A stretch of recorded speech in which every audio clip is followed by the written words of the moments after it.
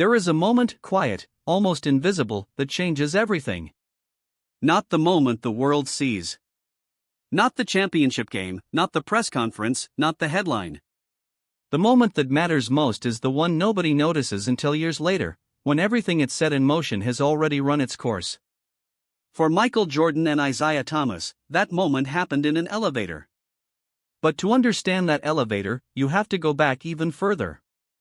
You have to go back to the summer of 1984, when a college kid from North Carolina walked onto a practice court in Bloomington, Indiana, and made a group of professional basketball players stop what they were doing and simply watch. Have you ever witnessed the exact moment someone realized the world was about to change? Not a gradual shift, a rupture. That is what happened in those exhibition games between the 1984 United States Olympic team and a rotating roster of NBA All-Stars. On paper, the matchup was designed to humble the young players. Give them a taste of the professional game before they represented their country. Remind them who ran things. The NBA squad had veterans like Isiah Thomas, Magic Johnson, Larry Bird, Kevin McHale. Men who had already won championships, who already had the league's respect, who already understood their place at the top of the basketball world. The college team, despite its talent, was supposed to be overmatched. That was the point. Nobody told Michael Jordan. 8 games were played between Team USA and the NBA All-Stars that summer. 8 games. And in every single one of them, the college kids won. Not narrowly, convincingly. The man who would eventually become the most decorated player in NBA history averaged 17 points per game across that series, moving through seasoned professionals with a speed and aggression that made grown men pause mid-play just to watch him move. Isiah Thomas played in 3 of those games. He was good, he was always good. But something in the air that summer felt different, and anyone paying attention could sense it. There was a new presence on that court. Something impossible to categorize, impossible to contain. It is impossible not to feel, looking back, how much that summer planted the first seeds of everything that came after. Because when greatness recognizes greatness, especially when one greatness threatens to eclipse another, the reaction is rarely simple admiration. Sometimes it is something much more complicated. Jordan went on to lead Team USA to Olympic gold, crushing opponents by an average of 32 points per game.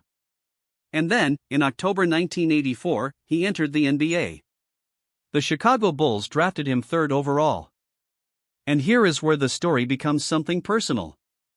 Isiah Thomas was from Chicago. Not just born there, formed there. The west side of Chicago, where survival itself was a form of discipline. Where basketball was not a game but a language, a way of declaring yourself to the world. Thomas had grown up watching the city's hardwood heroes, dreaming of being one of them, and then becoming one. He had left Chicago for Indiana University, been drafted by the Detroit Pistons in 1981, and built himself into one of the most electrifying point guards the league had ever seen. But Chicago was still his city. His identity. His foundation. And then Michael Jordan arrived and quietly, completely, took it from him. Not through disrespect. Not through confrontation. Through excellence so overwhelming that the city had no choice but to redirect its love. Jerseys changed. Conversations changed. The name children practiced in their driveways changed. Former Bulls player Brad Sellers explained it plainly years later. Isiah was Chicago's original star. Then Jordan came in and eviscerated that. There was jealousy in this game. And when you peel back the layers, a lot of it was territorial. Some silences are louder than any words ever spoken. That first season, Jordan and the Pistons met for the first time when Jordan had played only 7 NBA games. He got into foul trouble early and was held scoreless through the entire first half. And then, as if remembering who he was, he exploded for 25 second-half points and nearly stole the game from Detroit. The Pistons won, and Thomas outperformed him that night, 35 points, 10 assists. But the message had arrived anyway.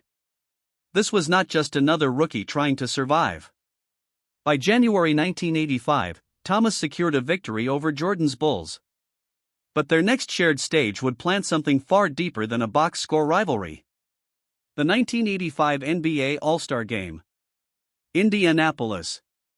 Jordan, still a rookie, had been voted in as a starter by the fans, an almost unheard of distinction for a first-year player. He arrived with the kind of quiet confidence that either draws people toward you or makes them want to take it away from you. And what happened next has been debated, dissected, and disputed for 4 decades. Jordan ended the game with 7 points on 9 field goal attempts in 22 minutes. The league's scoring champion that season took only 6 shots. Kareem Abdul-Jabbar and Bernard King each attempted 10 shots in similar minutes. Statistically, there was no clear evidence of sabotage. But statistics do not always capture the texture of a moment. You have to ask yourself, what would it feel like to walk into that game as the most electrifying rookie in the country, the man the fans chose above all others, and leave the floor sensing that something had been taken from you? Not aggressively. Not obviously. Just quietly withheld? Jordan became convinced that he had been frozen out. That Thomas had influenced other veterans to keep the ball away from him. To send a message. The rookie was not yet entitled to this stage. Not yet one of them. Thomas has always denied it. He challenged anyone to review the footage and find evidence of deliberate exclusion. And perhaps he was right. Perhaps the freeze-out was more perception than reality.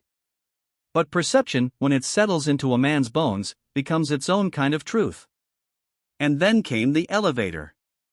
During All-Star Weekend, Jordan stepped into an elevator and found himself face to face with Isiah Thomas. He was nervous, a rookie still learning the unwritten codes of the league. He did not want to seem arrogant. Did not want to say the wrong thing before an important league meeting. So he kept it simple. He said hello. He asked how Thomas was doing. Silence. Or something close to it. A brief, almost imperceptible coolness. Jordan was careful, respectful, unsure of himself in that way that very confident people sometimes are when they step outside the arena where their confidence lives. He barely said anything. But somehow, the story reached him afterward that Thomas believed he had given the cold shoulder. That the rookie had walked into that elevator already acting like he was above everyone else. Jordan has always insisted it was a misunderstanding. An awkward moment between two men who did not yet know each other, read entirely wrong. There were also reports that Jordan had arrived at All-Star workouts in Nike gear, something that struck some veterans as self-promotion rather than team-first humility. As though the brand was already bigger than the moment. Whether any of it was intentional, from either side, almost does not matter. What matters is what both men carried out of that weekend. Thomas left believing Jordan was arrogant, already too big for the room. Jordan left believing Thomas had tried to diminish him in front of the entire league. Some silences are louder than any words ever spoken. And sometimes, what is never said in an elevator echoes for 40 years. Jordan answered the only way he knew how. In their very next meeting after All-Star Weekend, he dropped 49 points on the Detroit Pistons. 19 of 31 from the field. A performance so overwhelming it forced the media to write the story he wanted written. He admitted it openly afterward, it was a grudge game. He was serious the whole time. No smiling. No enjoyment. Just a statement delivered in the only language he trusted. The headlines read, "Jordan gets revenge." And just like that, the rivalry had a name. It had a shape. It had momentum. 2 years later he would score 61 against Detroit in another overtime war. Every regular season matchup began to carry the weight of something unsettled, something unresolved, something neither man was willing to release. But what the world did not yet understand was that the real collision, the one that would define both their legacies, that would spill off the court and into history books and Olympic rosters and documentary films watched by millions, had not yet arrived. That was still coming. And when it came, it would not look like a game. It would look like war. There are rivalries in sports that live on the surface, two great players, two great teams, two sets of highlights separated by a championship trophy. And then there are rivalries that go deeper than any game could contain. Rivalries that are really about something else entirely. About pride. About territory. About who gets to write the story of an era. By 1987, What existed between Michael Jordan and Isiah Thomas had become the second kind. The Detroit Pistons had spent years watching Jordan embarrass them in isolated moments, 49 points here, 61 points there, while still finding ways to eliminate his team when the stakes were highest. And at some point, the Pistons made a decision that would define not just their dynasty, but the entire narrative of what it means to play against Michael Jordan. They decided that talent alone would not stop him. That rules, both written and unwritten, would have to bend. They called it the Jordan Rules. The name sounds almost bureaucratic. A set of defensive principles. A strategic document. But what the Jordan Rules actually represented was something more visceral than strategy. It was a systematic, deliberate attempt to make Michael Jordan's life miserable every time he stepped on a basketball court. Push him left. Force him toward the middle where help defense waited. Double him the moment he touched the post. And above all else, hit him hard. Make every drive uncomfortable. Make every movement cost something. Make sure that by the fourth quarter, his body remembered every possession of the first three. Bill Laimbeer, Rick Mahorn, Dennis Rodman. These were not simply defenders, they were enforcers. Men who understood that their role was to introduce Jordan to a version of the game where brilliance alone was not enough. Where you had to be willing to absorb punishment, to absorb pain, to keep rising after being knocked down again and again, and to do it without losing the sharpness that made you dangerous in the first place.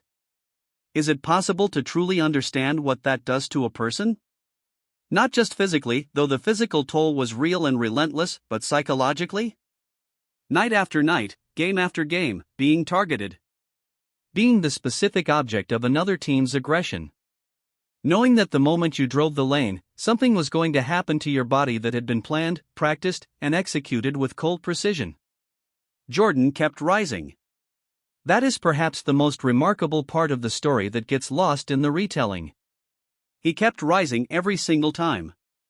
But rising costs something. And the cost accumulates. Meanwhile, publicly, Isiah Thomas continued to praise Michael Jordan. In interviews, in press conferences, in the spaces where the cameras were rolling, Thomas spoke about Jordan with what sounded like genuine admiration. He called him the best player in the world. He acknowledged his brilliance. He said the right things, in the right tones, with the right expressions. And then the game would start. This is the contradiction that Jordan never forgave. Not the physicality, he could respect physicality. Competition was supposed to be hard. Bodies were supposed to collide. The game was not designed to be gentle. What Jordan could not accept was the distance between what Thomas said and what Thomas did.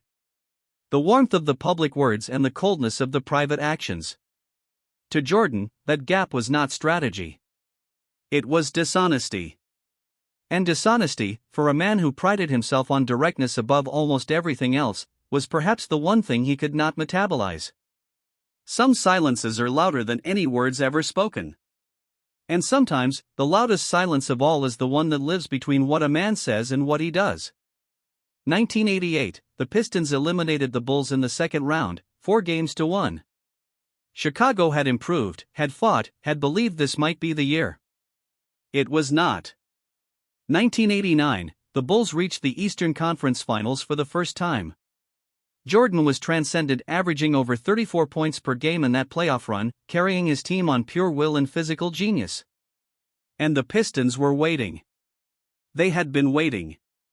The series went 6 games, and Detroit won it, holding Jordan to 18 points in the deciding game through a combination of the Jordan rules and a level of defensive intensity that bordered on punishment. 1990, the Bulls came back. Stronger. Angrier. More prepared. They pushed the Pistons to 7 games in the Eastern Conference Finals. 7 games of everything Jordan had, everything Pippen had, everything this Bulls team had built over years of refinement and sacrifice. And in Game 7, Chicago was outscored by 12 points. Detroit was going back to the finals. Jordan was going home. 2 years in a row. The same wall. The same outcome.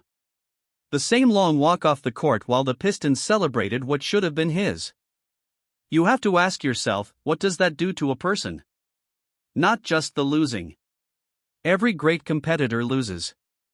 But losing to these particular people, in this particular way, year after year. Losing to men who you believed had tried to diminish you from the very beginning. Losing to a team whose entire identity was built on making your excellence feel insufficient. Jordan did not break. But something inside him hardened into something that would never fully soften again.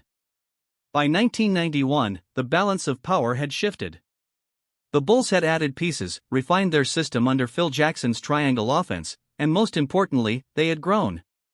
Scottie Pippen had become one of the best two-way players in basketball. Horace Grant had developed into a reliable force. And Jordan had become something that even the Jordan rules could no longer contain. The Eastern Conference Finals. Bulls vs. Pistons. One more time. This time, it was not close. Chicago won the first 3 games of the series with a dominance that felt less like victory and more like reckoning. The Pistons, who had spent years feeding on Jordan's frustration, found themselves on the wrong end of a team that had learned everything Detroit had tried to teach them and then surpassed it. Before Game 4, Jordan made headlines by calling the Pistons' style of play bad for basketball. He said they did not deserve their championships. He said it directly, without softening it, without diplomatic packaging. Thomas responded publicly that people would look back and recognize what that Detroit team had accomplished. He said Jordan should be classier. He said it with the composure of a man who had been here before, who had weathered criticism before, who knew how to manage the public face of a rivalry. But motivation was not enough. Not this time. The Bulls completed the sweep. 4 games. The dynasty that had blocked Jordan's path to greatness for 3 consecutive years was finished. And then came the moment that would define this rivalry more than any game, any statistic, any quote given to any reporter. As the final seconds of Game 4 ticked away, the Detroit Pistons walked off the court. Not at the final buzzer. Before it. While the game was still technically being played, the Pistons, led by Isiah Thomas and Bill Laimbeer, left the floor without shaking a single hand. Without a word to the Bulls players who had just beaten them. Without the acknowledgement that competition, even brutal competition, traditionally demands when it ends. Thomas would later explain that when you lost, you left. That was the culture. That was how it was done. He said that knowing what he knew now, he would have stopped and said congratulations. He said the era was different. He said the norms were different. Jordan received an iPad years later, during the filming of a documentary, and watched Thomas deliver that explanation. He did not wait for the video to finish before responding. He said, "I know it is all nonsense." He said, "Whatever he says now, you know it was not his true actions then. He has had time enough to think about it." Or the reaction of the public changed his perspective. And then came the line that would travel around the world, that would reopen every wound, that would transform a sports rivalry into something deeply, uncomfortably personal. "You can show me anything you want," Jordan said. "There is no way you can convince me he was not an Ahole." The room fell quiet. Not because the word was shocking, Jordan had said harder things in harder moments. But because of what it meant that he was still saying it. Because of the weight of decades that lived inside those words. Because of the elevator, and the All-Star game, and the Jordan rules, and the 3 years of elimination, and the walk-off that night in 1991 when the Pistons left without looking back. All of it, compressed into one sentence. Some silences are louder than any words ever spoken. But sometimes, after 30 years of silence, the words finally come. And when they do, they carry everything the silence held. Chicago celebrated its first championship that summer. Jordan finally had what he had sacrificed everything to reach. But even in triumph, even in the moment the city erupted around him, the thing with Thomas was not finished. Because unfinished things have a way of finding their moment. And the biggest unfinished thing between Michael Jordan and Isiah Thomas was still 1 year away. There are moments in a person's life that arrive without warning and redefine everything that came before them. Not the dramatic moments, not the championships, not the public confrontations, not the headlines. The quiet ones. The phone call. The name on a list. The absence where a name should have been. For Isiah Thomas, that moment came in the form of a roster. The year was 1991. The United States Olympic Committee had made a decision that would alter the history of basketball forever. For the first time, NBA players would be allowed to represent their country at the Olympic Games. No more college rosters assembled in haste. No more amateur players representing a professional sport. The greatest basketball players on the planet would finally play together under one flag, in one uniform, at one Olympic Games. The world would call them the Dream Team.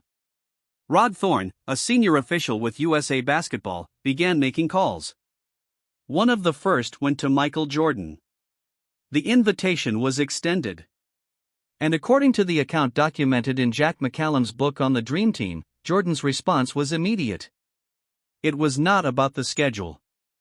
It was not about his contract. It was not about logistics or preparation or any of the reasonable concerns a professional athlete might raise. Jordan said, "Rod, I don't want to play if Isiah Thomas is on the team." Pause for a moment and consider the weight of that sentence. Not from a moral position. Simply from a human one. A man at the absolute peak of his profession, having just won his first NBA championship, being offered a place on what would become the most celebrated sports team ever assembled, and his first response is a condition. A name he will not share a court with. A line drawn before anything else is discussed. What does it take to carry that kind of feeling for that long? What does it cost? Jordan accepted the invitation on September 21, 1991. The roster was announced shortly after. Charles Barkley, Patrick Ewing, Magic Johnson, Larry Bird, Karl Malone, Chris Mullin, Scottie Pippen, Clyde Drexler, David Robinson, John Stockton, Michael Jordan. 10 names. 10 players who would go to Barcelona in the summer of 1992 and dismantle every opponent they faced with a joy and a dominance that the sport had never witnessed before and has not witnessed since. Isiah Thomas was not among them. Think about what that meant. Thomas had been an all-star every single season of his career. He had won 2 NBA championships. He had led the league in assists. He was widely regarded as one of the 2 or 3 best point guards in the history of the game. And when the greatest team in basketball history was assembled, a team built to represent the country, to represent the sport, to represent an entire generation of basketball excellence, his name was not on the list. USA Basketball officials offered various explanations.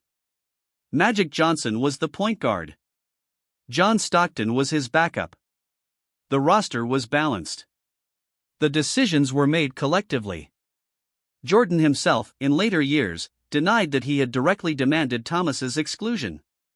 He said he was asked his opinion and gave it honestly. He said the decision was not his alone to make. But the timing told its own story.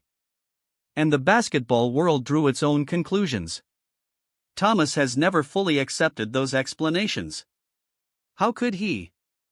You do not spend your entire career building toward a moment like the 1992 Olympics, a chance to play alongside the greatest players of your era, to represent your country, to be remembered as part of something larger than any single championship, and then simply accept a bureaucratic answer for why you were excluded. Especially when that answer arrived at the same time as the news that the man who had been your most bitter rival had made his own feelings known before the roster was even finalized. Is it possible to truly separate those two facts? Jordan's condition and Thomas's absence? History has never been able to. And perhaps it was never meant to. Thomas carried that exclusion quietly for years. Publicly, he remained composed. In 1993, while working as a broadcaster for NBC during the NBA Finals, he continued to praise Jordan's performance. He called him great. He did the professional thing. He showed up and did his job and kept the private bitterness where the cameras could not find it. And for a while, the rivalry cooled. It did not disappear, these things never truly disappear, but it receded into the background of both men's lives. Jordan won 5 more championships. Thomas retired in 1994. Decades passed. The basketball world moved on to new arguments, new dynasties, new names to argue about at barbershops and sports bars and on the internet. Then came 2020. The world was locked inside. Sports had stopped.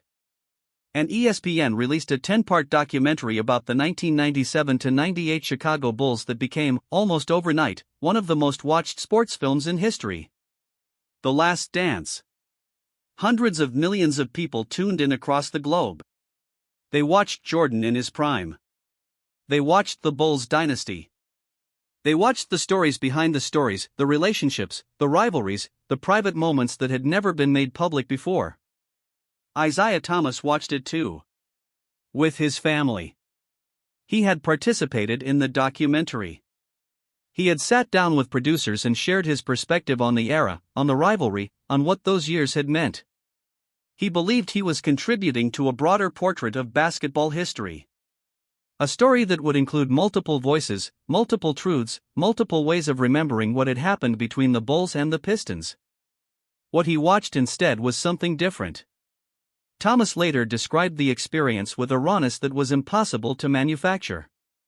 He said he was sitting there watching, thinking everything was fine, thinking the documentary was telling the story fairly. And then Jordan appeared on screen and said that he hated him. And then called him an A****hole.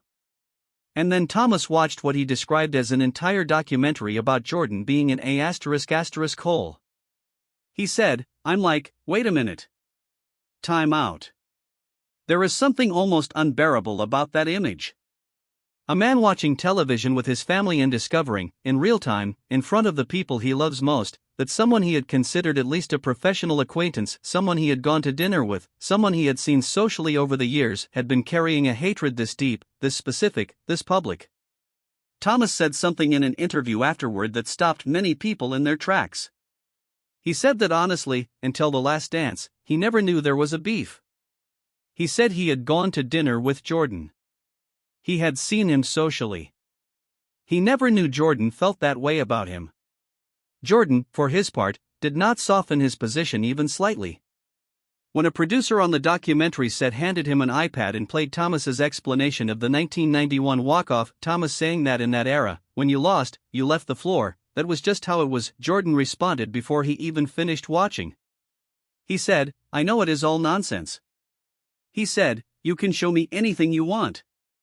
There is no way you can convince me he was not an A****hole. Anthony Zhang, a producer who was present during that filming session, later described the atmosphere in the room as something almost physical. The certainty in Jordan's voice. The absence of hesitation.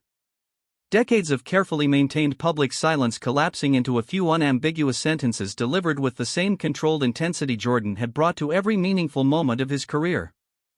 Some silences are louder than any words ever spoken. But this silence had finally broken. And what came out was not softened by time.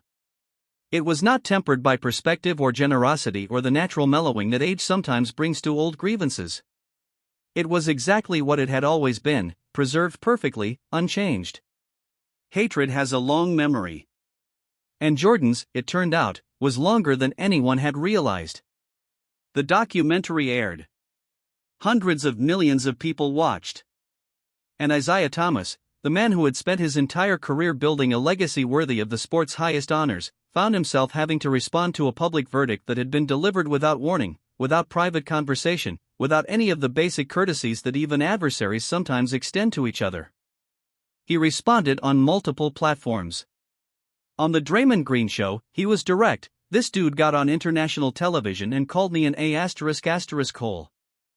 Somebody who has been really good to him. Until he apologizes on international television, there is no conversation. You cannot apologize and have a private dinner when you embarrassed someone publicly." He said, "I never heard it from Michael. Now I am hearing from everybody around him." He said, until he apologizes, no conversation. And then Isiah Thomas did something that no one who had watched this rivalry expected. He did not simply defend himself. He shifted the entire conversation. He took the Dream Team exclusion, the walk-off verdict, the public humiliation of the documentary, and he redirected all of it toward a question that was larger than any personal grievance. He started talking about LeBron James. And in doing so, he transformed a 40-year rivalry into something that would shake the entire basketball world all over again. Some stories do not end. They transform. They shift shape, find new vessels, discover new ways to stay alive in the world long after the people who lived them have moved on to quieter lives. The rivalry between Michael Jordan and Isiah Thomas is that kind of story. It does not belong only to the 1980s and 1990s. It does not belong only to Detroit and Chicago. It does not belong only to the two men at its center. It belongs to every argument about greatness that has happened since. January 8, 2026. A television studio. A panel discussion on FanDuel TV with host Michelle Beadle, former players DeMarcus Cousins and Chandler Parsons, and one guest who had never quite learned to leave the past where it was buried. Isiah Thomas arrived that morning with something prepared.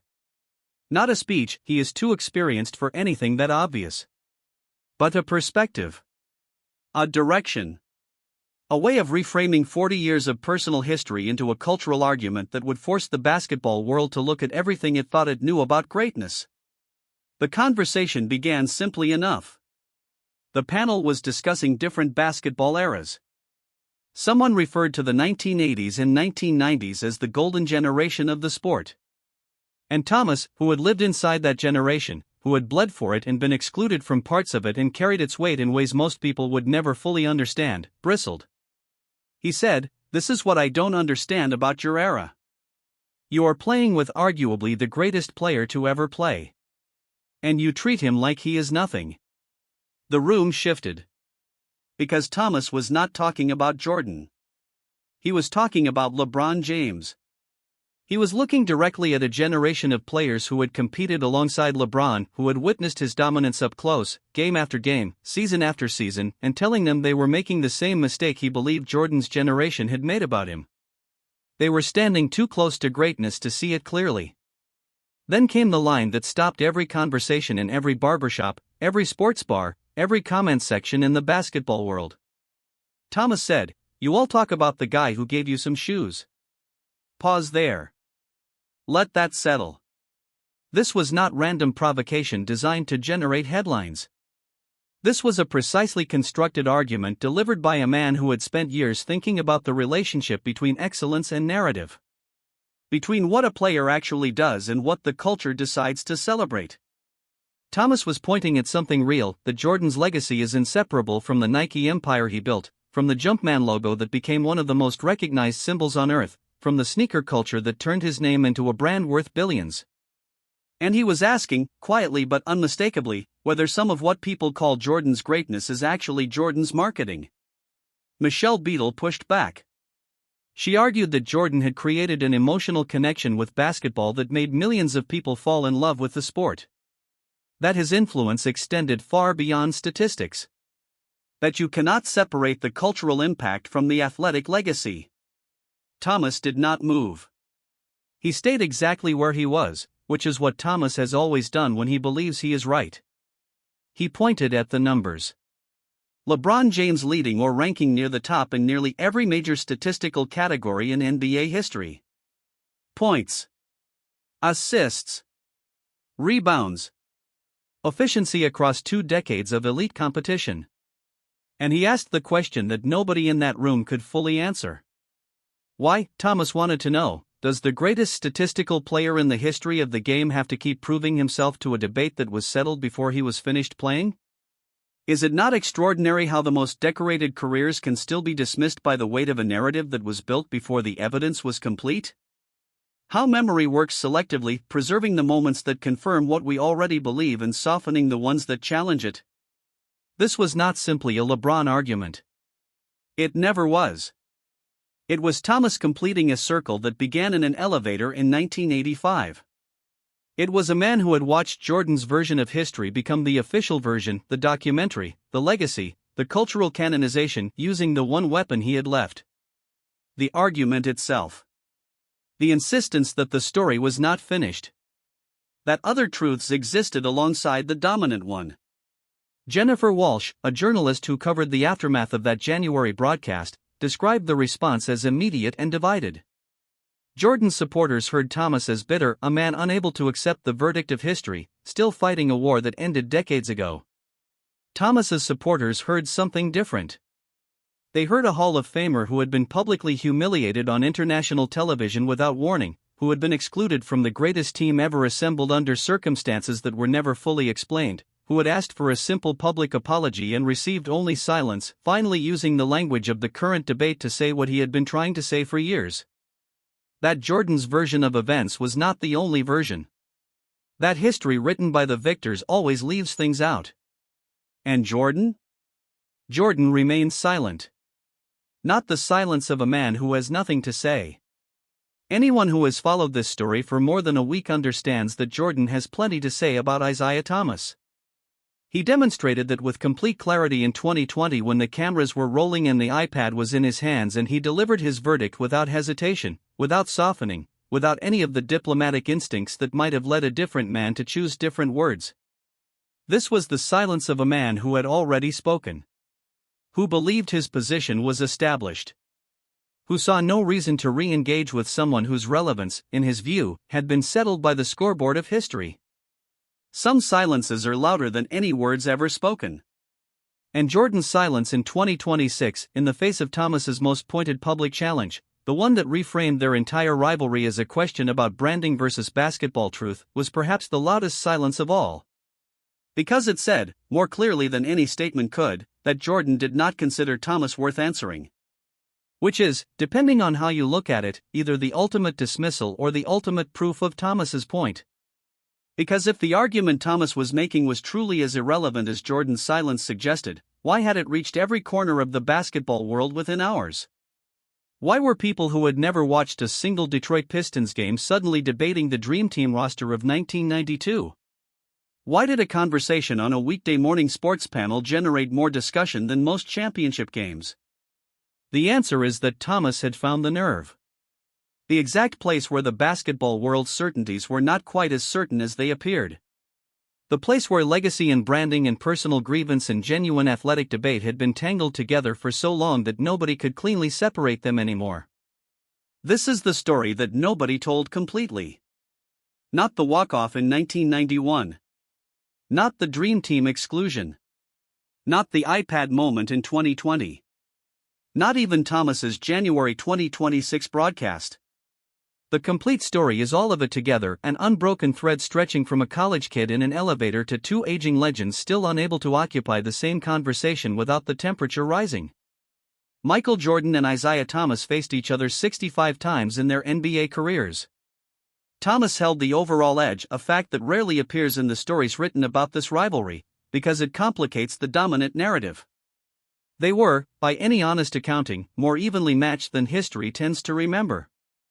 In 2004, Jordan looked back at those years and admitted openly that there was real hatred there. Not competition. Not rivalry. Hatred. The kind that does not soften with championships or retirements or the passage of decades. The kind that finds new rooms to live in as the old ones close. Thomas publicly repaired his relationship with Magic Johnson, another figure from that era with whom there had been tension. But with Jordan, there has been no reconciliation. No private dinner that fixed things publicly. No statement that satisfied the demand Thomas made after the documentary aired. Jordan is known for the permanence of his grievances. He has not spoken with Scottie Pippen in years, has reportedly gone over a decade without communicating with Charles Barkley. He takes things personally, by his own admission, and he holds them with a grip that time does not loosen. What does that cost a person? To carry something that heavy for that long? And what does it cost the other person to have asked, clearly and publicly and repeatedly, for something as simple as an acknowledgement, and to receive nothing but silence in return? Two men from the same era. Two men shaped by the same city, in different ways, at different times. Two men who made each other better by making each other miserable. Two men who, between them, produced some of the most breathtaking basketball the sport has ever seen, driven by a personal animosity so deep and so durable that it outlasted their playing days. outlasted the documentary, outlasted every attempt by journalists and analysts and well-meaning mutual friends to bring it to some kind of resolution. Some stories do not end. They transform. This one transformed from a basketball rivalry into a cultural argument. From a personal grudge into a debate about who gets to define greatness and why. From two men on a basketball court into two competing versions of what the sport's history actually means. Jordan called Isiah Thomas an **** on national television. He said it without hesitation, without apology, with the full weight of everything that had accumulated between them since 1984. And Thomas, rather than absorbing the blow quietly as he had absorbed so many others, decided to fight back on the only terrain where Jordan's dominance was not absolute. The argument. The ongoing, unresolved, endlessly renewable argument about who was the greatest. About what greatness actually means. About whether the story we have been told is the only story there is.